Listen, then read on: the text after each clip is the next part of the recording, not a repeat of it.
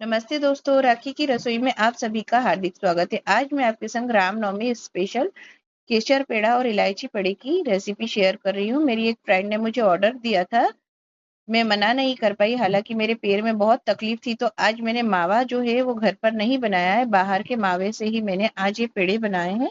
नहीं तो मोस्टली मैं ट्राई करती हूँ कि मैं घर पर ही मावा बनाऊं और उसी से भगवान के भोग को बना कर दूं। अब देखिए, यहाँ पर मैंने 1 किलो मावा लिया है। तो ये मावा बाहर का है। इसे मैंने, देखिए, इस तरह से मुझे सॉफ्ट मावा चाहिए था, तो किसनी से इस तरह से मैंने इसे ग्रेट कर लिया है, जिससे कि इसमें किसी भी तरह से गठाने ना रहे और हमारा मावा बहुत इजीली मैश हो जाए। तो देखिए, इस तरह से मैंने सारे मावे को ग्रेट कर लिया है। मुझे यहाँ पर 1.5 किलो मावे के बनाकर देने थे, तो मैंने बाद में इसमें आधा किलो मावा और ऐड किया। और यहाँ पर मैंने 2 कटोरी पिसी हुई शक्कर को डाल दिया है। शक्कर को पीसते समय मैंने यहाँ पर 7-8 इलायची को डालकर पीस लिया था। अब देखिए, इसे इस तरह से, अभी गैस की थोड़ी शॉर्टेज हो रही है और मुझे बनाकर देना था, क्योंकि मेरे फ्रेंड सर्कल में ही देना था, मैं मना भी नहीं कर पाई।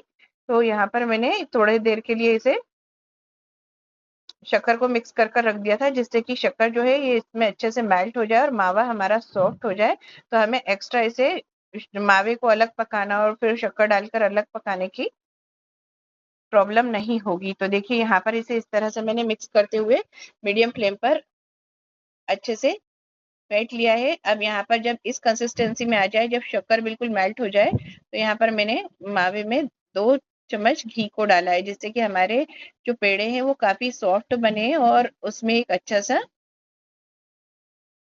ग्लो या ग्रीस टाइप का दिखे। अब देखिए, मावा इस कंसिस्टेंसी में आ जाए तो इसे हमें निकाल लेना है। तो मैंने यहाँ पर इसी मावे से 2 तरह के पेड़े बनाए हैं। तो आधे मावे को मैंने निकाल लिया है और आधे मावे में मैंने केसर वाला दूध डाल दिया है। तो मैंने 15-20 पत्तियां केसर की 1/4 कटोरी दूध में डालकर और आधे घंटे पहले सोख कर कर रख दिया था।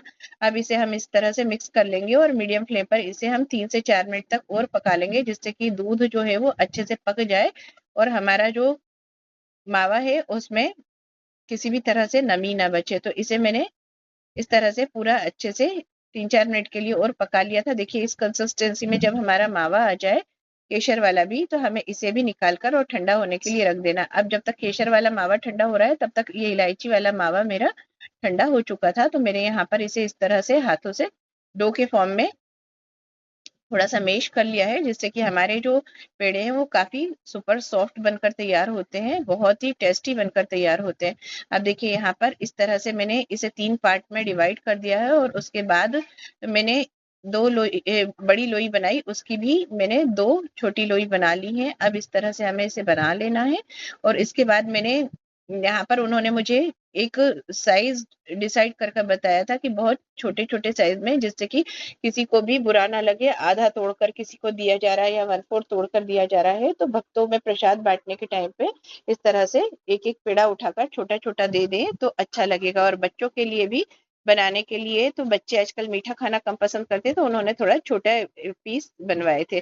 अब देखिए, यहाँ पर मैंने केसर का और इलायची का अलग अलग डो बनाया है एक ही डो से। तो यहाँ पर केसर वाले में येलोनेस है और इलायची वाले में क्रीमीनेस है। तो देखिए, अब हमारे इलायची वाले पेड़े तो पूरे बनकर तैयार हो गए थे। यहाँ पर केसर वाले मावे को भी मैं इस तरह से डो की तरह बिल्कुल अच्छे से मेश कर लूंगी, जिससे कि हमारा जो मावा है वो काफी सॉफ्ट बनकर तैयार हो। और इसे भी इस तरह से हमें अलग अलग पीसों में डिवाइड कर लेना है, जिससे कि इसके छोटे छोटे हम लोई बनाकर और इसे इस तरह से